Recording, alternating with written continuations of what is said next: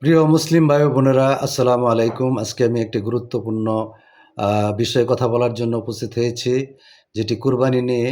বর্তমানে একটি শ্রেণী বের হয়েছে যারা অ্যা কুরবানি নিয়ে বিভিন্ন বিভ্রান্তি ছড়ায়। এই কিছুদিন আগেও দেখলাম ফেসবুকে একটা লোক চ্যালেঞ্জ করতেছে যে অ্যা এই পশু কুরবানি নাকি কোরআনে নেই। আমি তাদের উদ্দেশ্যে আজকে এই ভিডিওটি, যে এই না জেনে কথা বলা এবং কোরআন বিরোধী কথা বলা, আপনি কি জানেন যে কোরআন বিরোধী না জেনে কথা বলা আপনি কাফের হয়ে যাবেন? আমি তাদের উদ্দেশ্যে আমি আজকে এই প্রমাণস্বরূপ আমি এখানে উপস্থাপন করছি। আমি আরবিটা বলব না, আমি বাংলা বলে দিচ্ছি। সূরা হজের ৩৪ নম্বর আয়াত দেখেন। এখানে আল্লাহ তাআলা বলছেন, "প্রত্যেক উম্মতের জন্য আমি একটি নিয়ম ঠিক করে দিয়েছি, যাতে লোকেরা সেই পশুদের উপর আল্লাহর নাম নেয়।" বুঝতে পেরেছেন? আল্লাহর নাম নেয় যেগুলো তিনি তাদের দিয়েছেন। অর্থাৎ গৃহপালিত পশুর কথা বলা হয়েছে।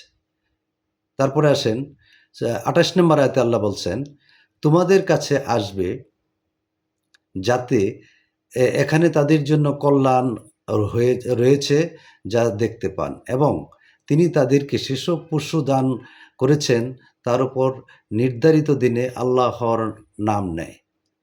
নিজেরা খায় এবং দুর্দশাগ্রস্তদের খাওয়ায়।"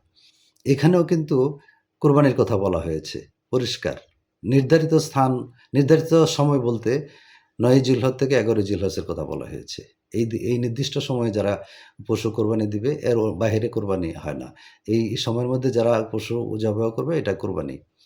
এখানেও স্পষ্ট কোরবানির কথা বলা হয়েছে, পশু কোরবানি। তারপরে বলা হয়েছে যে আয়াত নম্বর ৩৭ এ বলা হয়েছে, আল্লাহর কাছে কুরবানির পশুর রক্ত এবং মাংস পৌঁছায় না। এখানে কি পৌঁছায়? মানুষের আন্তরিকতা ও তাকওয়া। এখানেও কিন্তু, এখানে বলছে রক্ত মাংস কিসের? কুরবানির রক্ত মাংস, তার মানে পশু কুরবানি। গৃহপালিত পশু। এরপরেও কি ওনারা বলবেন?